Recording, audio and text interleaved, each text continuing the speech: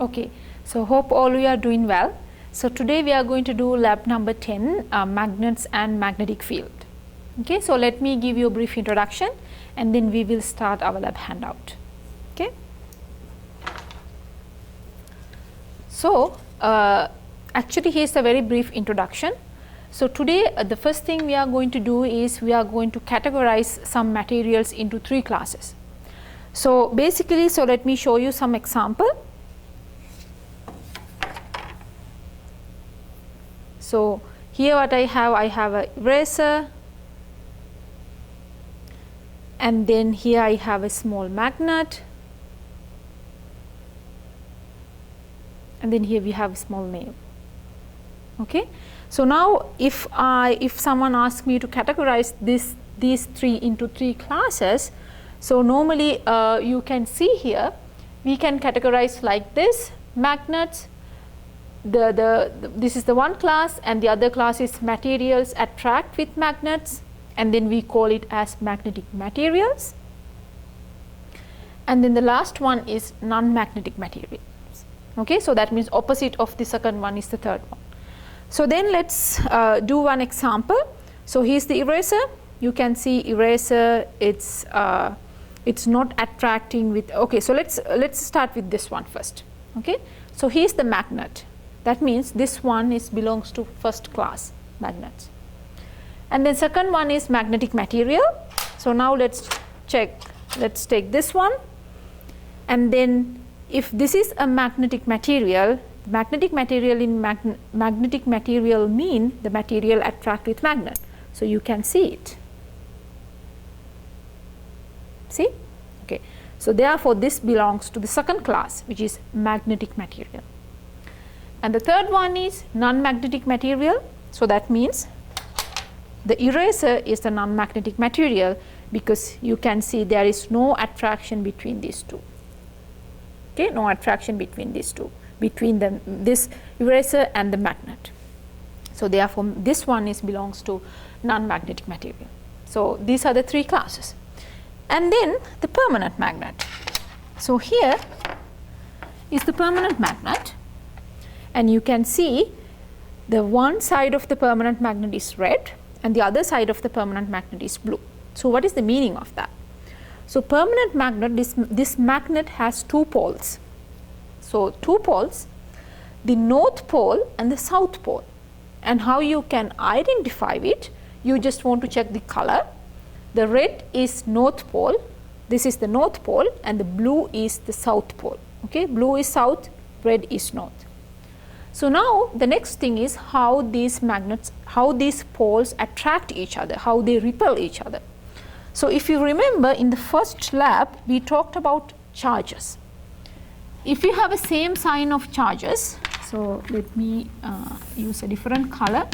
If you have a same sign of charges like positive and positive, what happen? They will repel. We discussed this one. Here it's the same thing. If you have the same poles, north and north, if you close these two poles each other, then what happened? These two poles will repel because these two are same poles. And if you have a different poles, like for example, if you have a different sign of charges, positive and negative, we know they will attract each other. So here's the same thing. If you have a north and south pole close to each other, then what happens? They will attract each other. Okay, so we will do this one today. So now the last section is magnetic field lines. Okay, so the magnetic field lines. So if you remember, we talked about electric field lines. So if you have a positive point charge, electric field lines are going away like this. Okay, these are the electric field lines.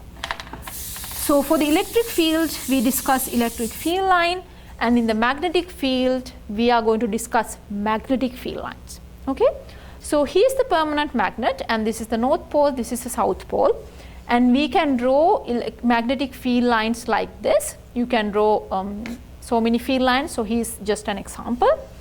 And then magnetic field, we know magnetic field is a vector.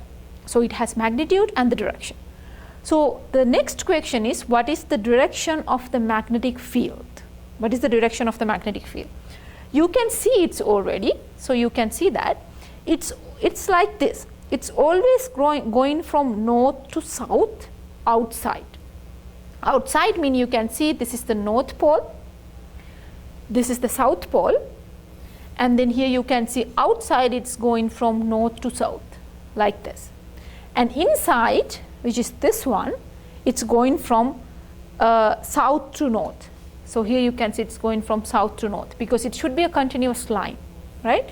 So outside it's north to south, inside is south to north. And then we need to talk about the strength of the magnetic field. Strength of the magnetic field. We talked about the strength of the electric field.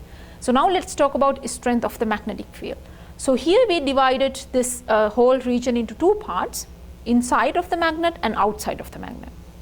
So let's check inside. If you check inside, you can see the field lines are very close to each other. But the outside, they are far away from each other. So therefore, basically you need to check the field line density. Field line density. Okay?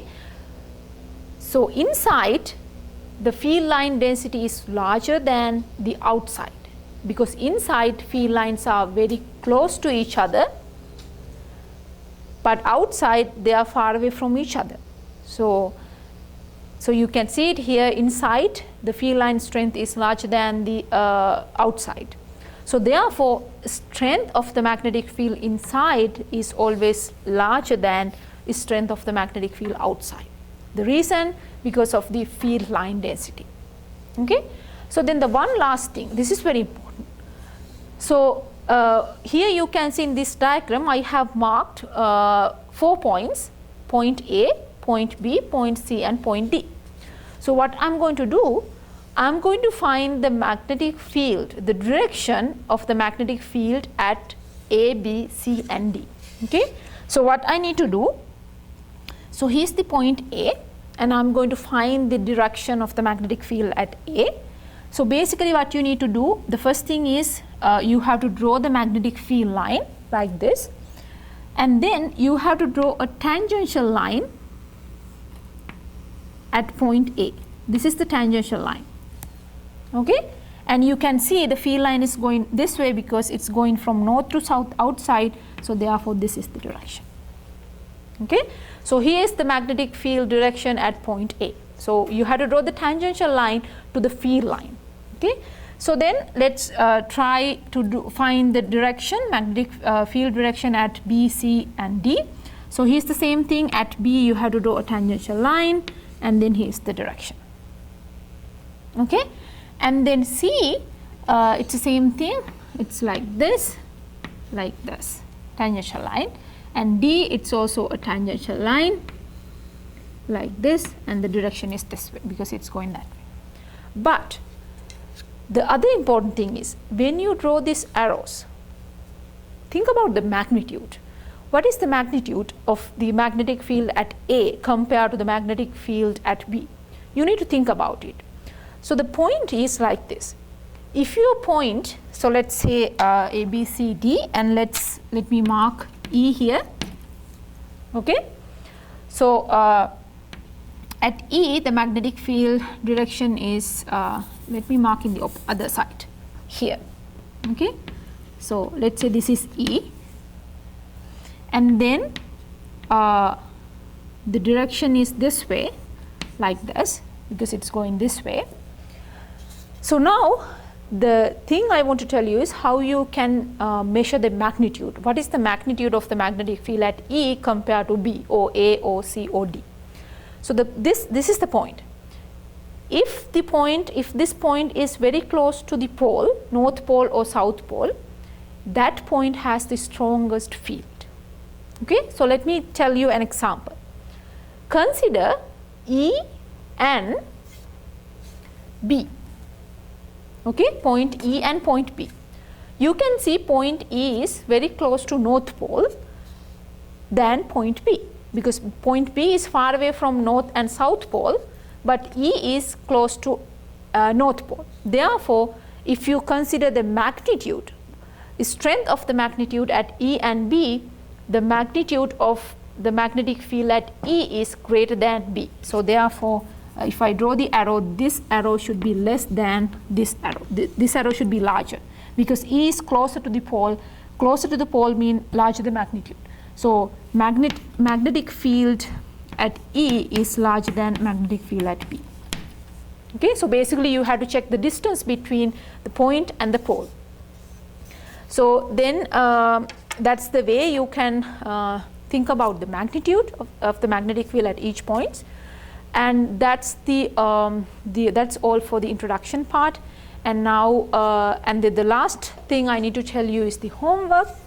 So homework number 10, you have to do all problems plus extra homework, and the extra homework you can find it on Canvas. Okay, so that's all. So now I will start the lab.